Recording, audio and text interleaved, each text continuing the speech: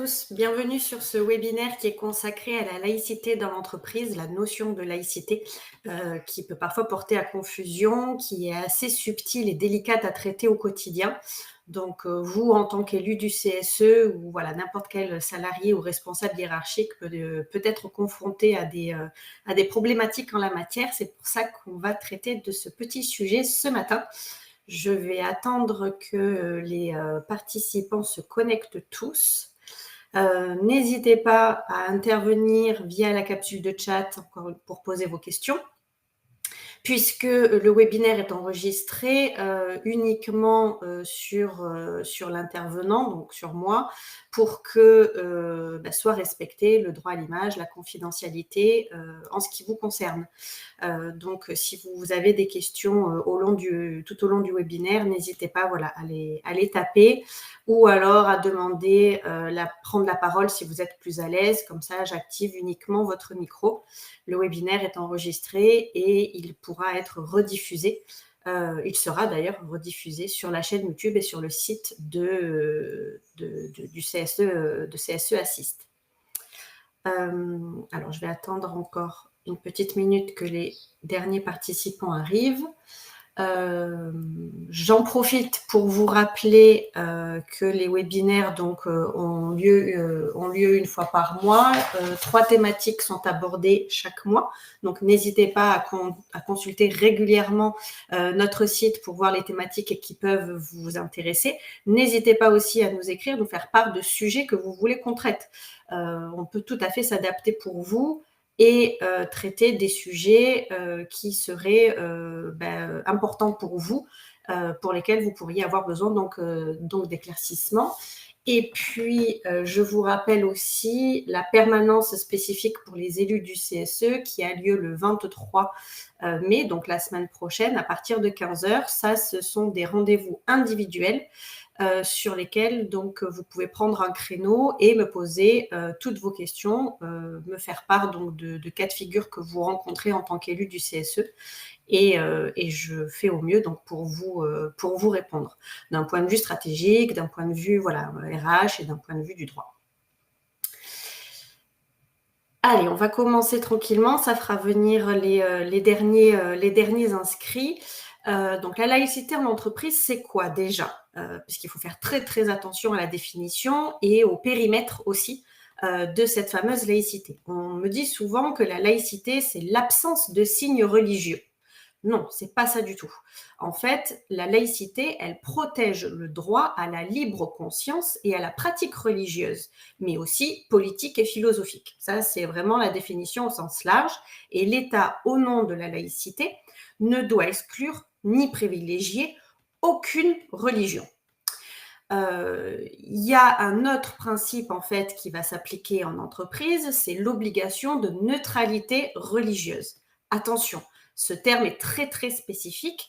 Au travail, il faut respecter l'obligation de neutralité religieuse. Ça ne concerne que les agents de service public. Dans le secteur privé, il n'existe pas de neutralité préimposée. On va voir par la suite comment c'est adapté dans le secteur privé. Mais déjà, de base, il faut faire attention. Le Code du travail formule bien des notions qui sont différentes selon qu'on est dans le secteur public ou dans le secteur privé. Autre idée reçue concernant la laïcité, c'est qu'on nous dit oui, la laïcité implique de se conformer à la culture française.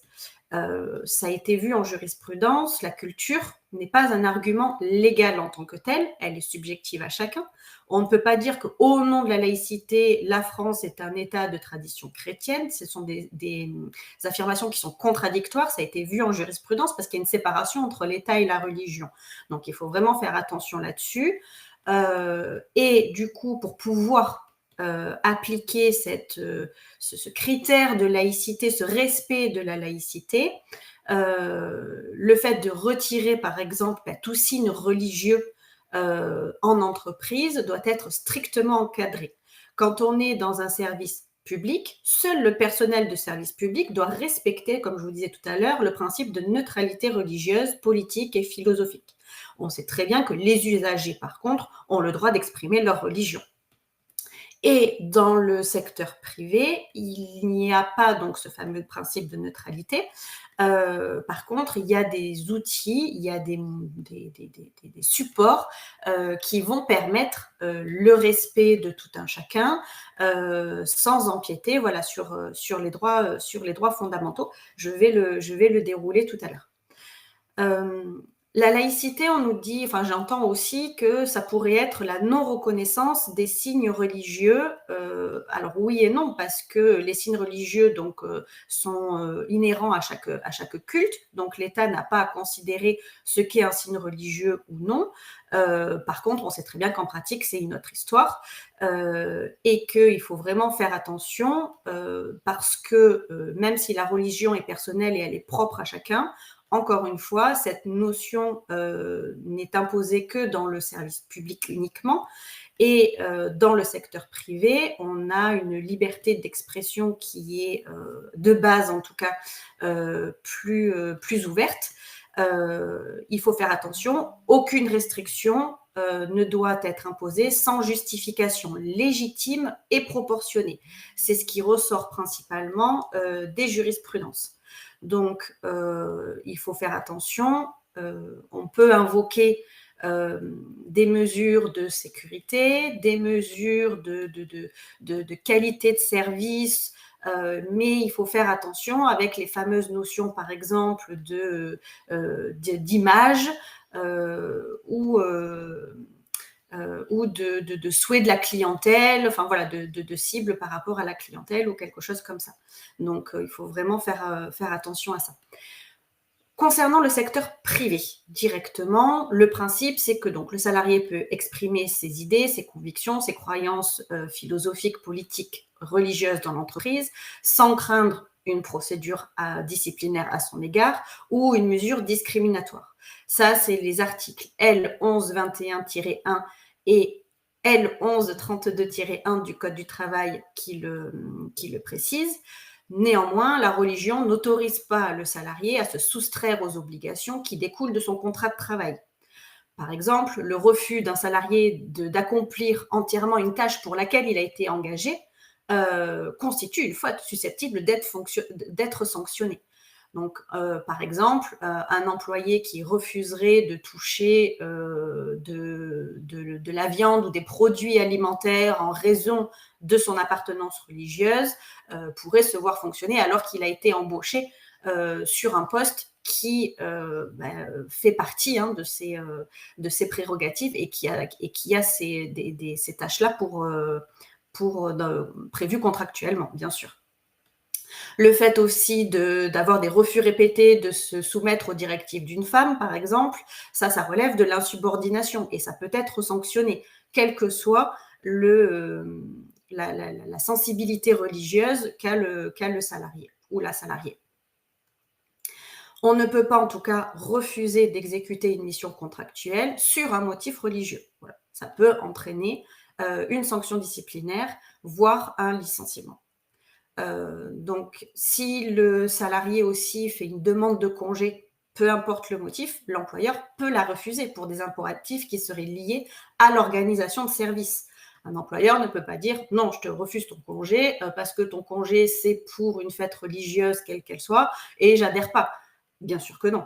On repose quand même le principe de droit qui est celui de il y a une procédure à respecter pour poser des congés payés. Le salarié doit s'y conformer, l'employeur aussi. Le droit à congé est un droit fondamental. Pour autant, l'ordre des départs en congé et la manière dont les congés sont acceptés sont à l'appréciation souveraine de l'employeur.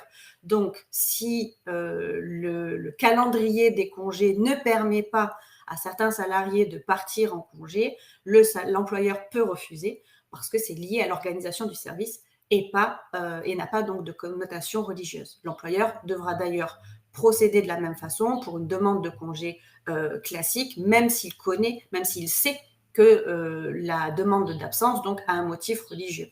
Il faut faire attention à ce que la demande du salarié donc soit satisfaite et que l'employeur puisse y donner une suite favorable autant que possible. il ne faudrait pas que la mesure devienne discriminatoire parce que justement il y aurait connaissance d'un motif religieux et qui serait le motif en fait de fond de refus de l'employeur. Toute une question ensuite de charge de preuve et de communication en interne avec les salariés. De la même manière, les demandes d'aménagement d'horaire pour permettre donc l'accomplissement de rites religieux, l'employeur est en droit de le refuser à partir du moment où ça nuit au bon fonctionnement de l'entreprise, du service ou à la sécurité des salariés ou d'un service. Le pouvoir de direction de l'employeur reste plein et entier, même si la demande de salarié est liée à l'exercice de sa religion. Il faut vraiment faire attention à ça. Réussir en pratique à allier la subtilité donc de la laïcité avec le bon fonctionnement, l'organisation de l'entreprise. Clairement, dans le secteur privé, il existe des leviers à la disposition de l'employeur pour clarifier, pour concilier les impératifs professionnels liés à l'entreprise et aussi au vivre ensemble. Ça, c'est important. La première des mesures, c'est le règlement intérieur. Mettre en place un règlement intérieur avec une clause de neutralité, peu importe l'effectif de la structure, parce qu'on sait que le règlement intérieur est obligatoire pour les sociétés qui ont 50 salariés et plus. Pour autant, dans les entreprises de moins de 50 salariés, on pourrait tout à fait envisager de mettre quand même en place un règlement intérieur de façon unilatérale. Et du coup, rédiger un règlement intérieur et mettre en place une clause de neutralité dans ce règlement intérieur permettrait aux entreprises d'encadrer la liberté religieuse de leurs salariés, à condition que les restrictions qui soient mises en place soient justifiées par l'exercice en tant que tel et par les nécessités de bon fonctionnement de l'entreprise. Il faut qu'elle soit toujours proportionnée au but recherché. C'est vraiment la notion qui ressort le plus souvent en jurisprudence. Donc, pour que par la suite, si éventuellement il y a un contentieux prud'homal, les conseillers doivent avoir le raisonnement suivant, c'est est-ce qu'il existe une clause dans le règlement intérieur justifiant de telles restrictions et est-ce que cette clause est justifiée et proportionnée. C'est à chaque fois ça qui ressort dans les différents contentieux qu'on peut rencontrer en la matière. La restriction, du coup, sera parfaitement justifiée si elle permet d'éviter, par exemple, un risque sanitaire ou un danger pour la santé du salarié, des salariés concernés et par les collègues. Donc, ça va dépendre aussi du poste. Il ne faut pas que le port d'un vêtement religieux, par exemple, ou d'une manifestation religieuse en général, annihile l'utilité des équipements de protection ou nuise à la sécurité donc, d'un service et des collègues de travail. On l'a vu récemment en jurisprudence sur le port d'une barbe trop longue, par exemple, qui entraînait un risque sécuritaire à la fois pour le salarié et ses collègues de travail. Le second levier à disposition des entreprises donc du secteur privé, donc en complément du règlement intérieur, serait la rédaction d'une charte ou d'un guide afin de mettre en place et de préciser de façon plus équilibrée, on va dire, la politique de neutralité mise en place dans l'entreprise. Sans règlement intérieur, ce guide ou cette charte n'aurait qu'une valeur normative, attention, et ne pourrait pas servir de fondement légal à une sanction disciplinaire. Donc, il faut faire attention aussi à la hiérarchie de ce genre d'acte.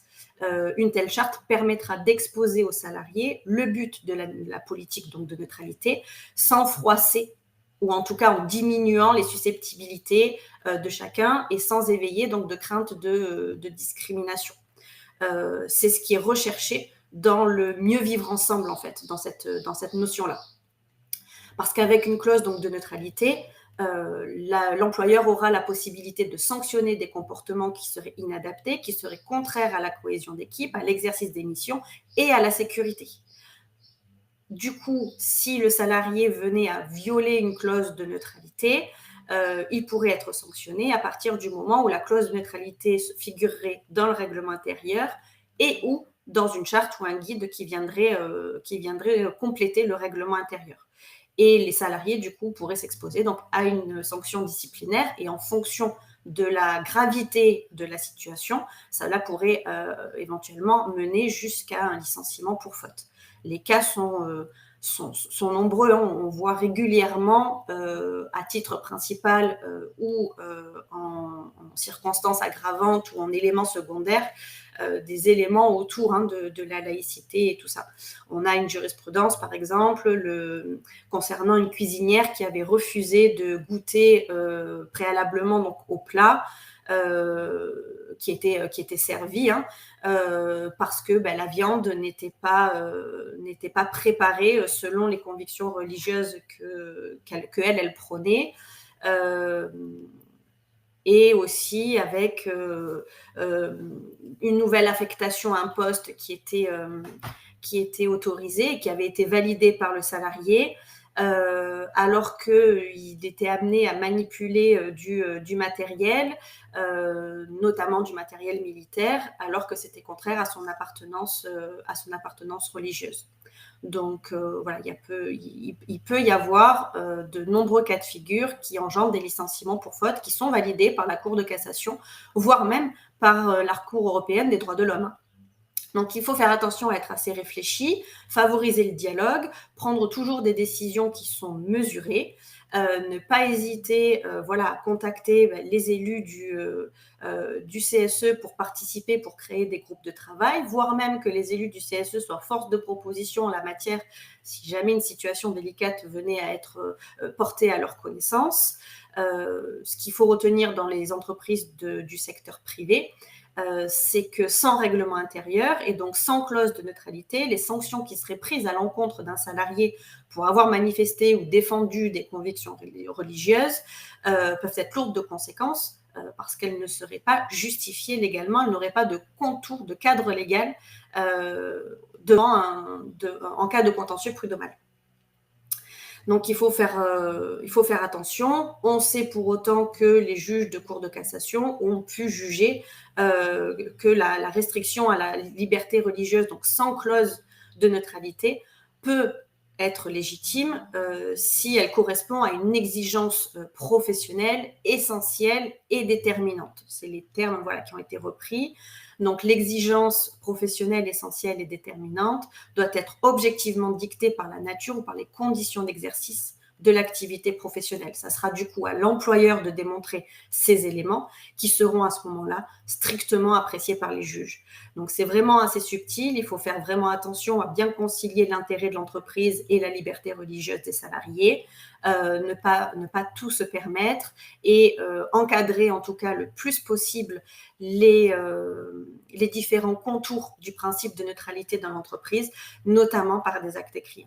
Je conseille vraiment dans les entreprises de droit privé de mettre en place, de négocier un règlement intérieur complété par un guide ou une charte pour vraiment bien limiter et préciser surtout les contours de ce principe de neutralité tout en respectant le vivre ensemble, la sécurité de tout un chacun pour que tout se passe dans les meilleures conditions et de façon égale et non discriminatoire surtout. Voilà. Je vous laisse poser vos questions. J'espère que j'ai été suffisamment claire, que ce principe est plus précis pour vous aujourd'hui. Je ne sais pas si vous rencontrez, si vous avez des questions ou si vous rencontrez vous-même des problématiques en tant qu'élu du CSE dans vos entreprises. N'hésitez pas à contacter nos équipes si vous avez besoin d'informations complémentaires. Et je vous laisse donc une petite minute pour poser vos questions. Pour qu'on puisse finir donc ce webinaire et que vous ayez les réponses à tout ce qui vous interroge.